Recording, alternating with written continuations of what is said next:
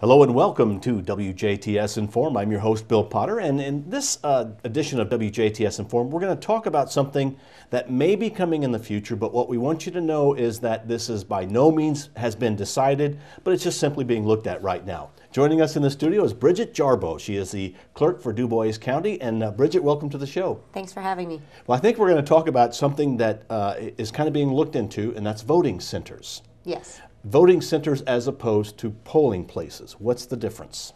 Voting centers allow you to vote anywhere in the county on election day or building up to election day, similar to what we have with the absentee voting. And we tried that this year with the satellite locations in Ferdinand, Dubois, and in Huntingburg. This would allow us to do that exact same thing, only you can vote anywhere in the county the day of the election or specific times leading up to it. Would this then eliminate some polling places? Yes, it does. So that would save money? Yes, Okay. it would. We would have an initial upfront cost. Vote centers, you need to have an electronic poll book, some way to utilize that once somebody walks in and signs their name, they can't jump to another place to vote. Okay. So we would have some upfront costs. However, there would be some savings on the backside with the option that we don't have to employ 200 people to work at the polling places on the day of election. So there are 26 precincts? 40. 40? Man, that number jumped since last time. Okay, 40 precincts in Dubois County. Yes. But if we would go to polling, voting centers, how many would there be? By law, we have to have one vote center for every 10,000 people, registered voters. We have 29,927 registered voters as of today. That does change daily. However, that would be at least 3 vote centers. Okay. So we would have to have at least 3 vote centers for Dubois County. But being the fact that we have some of the rural and outlying areas, we're not going to say, okay, well, you know, we are going to be worried and considerate of our rural and outlying areas. Now, this is something that is not in the works. It's not being planned. It's not been decided. You're just kind of looking at things right now. What brings this about? This was test piloted in 2007 in 3 different counties, Cass, Tippecanoe, and Wayne County, all varying in sizes. We fall between Cass and Wayne County, Cass being the smallest, Wayne and Tippecanoe being the largest, and then Wayne County. Okay. They test piloted this program, the one-way forward direction for Indiana, trying to get a lot of the state agencies doing things the same way. That works for some, but not for all. And the Secretary of State is a big proponent. She helped write legislation doing a lot of this. So Secretary of State Connie Lawson who actually oversees the elections, is a very big proponent of vote centers. However, that is only if it works for your county. So Johnson County is a newer county. They have over 129,000 registered voters. They did this last year during the presidential election. So they took on a big undertaking. We also have Switzerland County, the smallest county in Indiana, I believe, and they went to a vote center county, and they have 6,000 registered voters. So it can work. There is a lot that is involved in there are 10 to 12 different steps that we would have to take, starting with the election board. Okay. So we'll sit down, Roger Messmer, who's the president, Nathan Verkamp, and myself. We'll sit down collectively. We've been in talks about this for a while. Nathan is our newest member. And with him on board, we will now sit down and talk and go forward. And we need to talk with our voting vendor, our voting machine vendor, which is Microvote. They'll come in and talk with us. We need to look at the options with the electronic poll books. How will it all work together? Then we would go forward, and we need to get our council involved, because we, of course, have to go to them and say, we're going to might need some upfront money. Leasing electronic poll books may be an option for us to help save money. Then we would go back and go to the commissioners, making sure they're on board with us.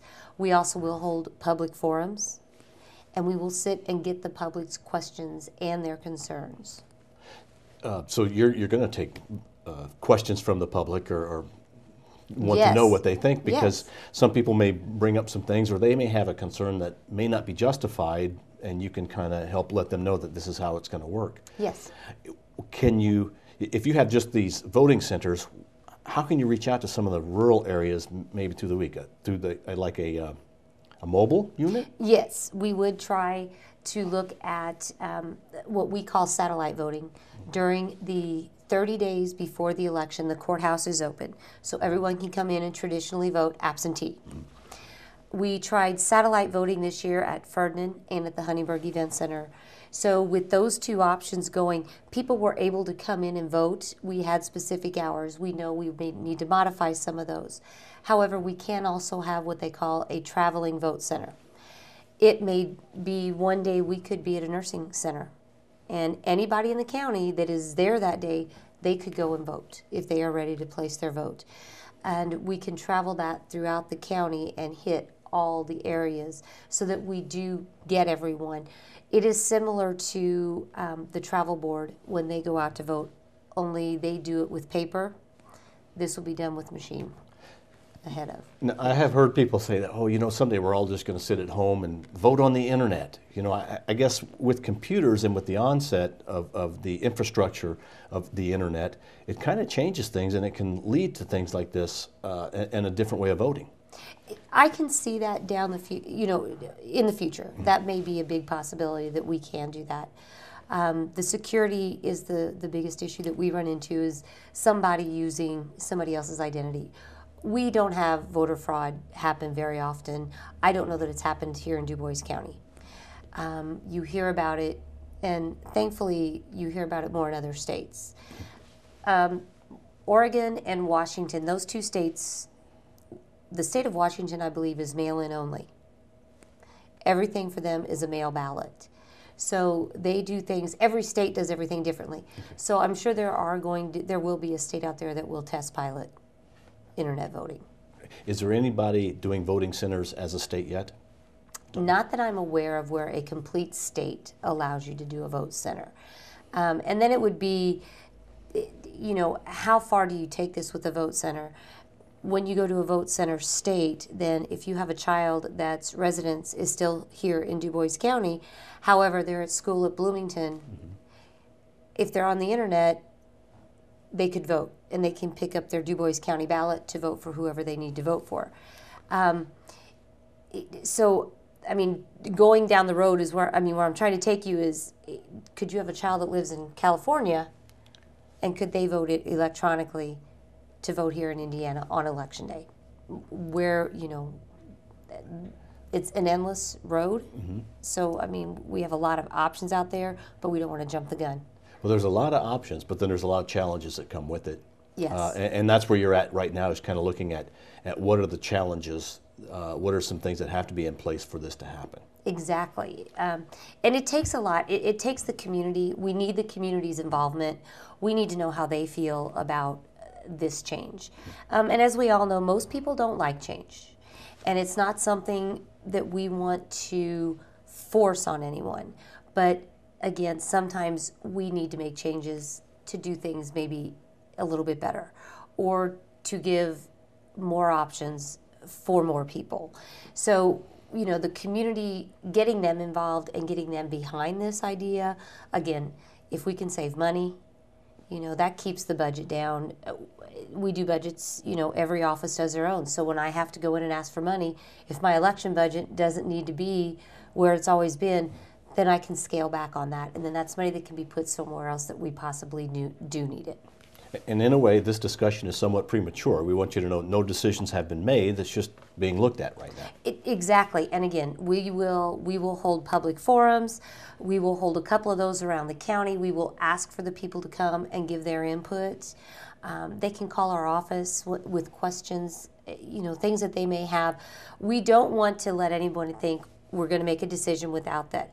The next thing, though, when we hold these public meetings, please come and voice your opinion. Don't sit and talk to your neighbor about it and complain.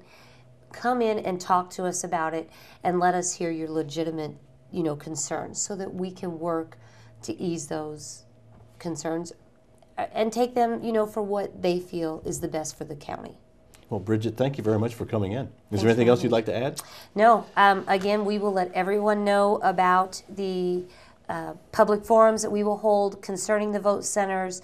They may call, once this gets up and running, they can call my office, 481-7035. Roger Messmer, Nathan Verkamp, they are on the election board, and we will be discussing this and going forward, and we will do everything in our power to make sure the community knows about upcoming meetings. Thank you very much. Our guest has been Bridgette Jarboe, the Clerk of Dubois County. We thank you for watching WJTS Inform. We are local people watching local people.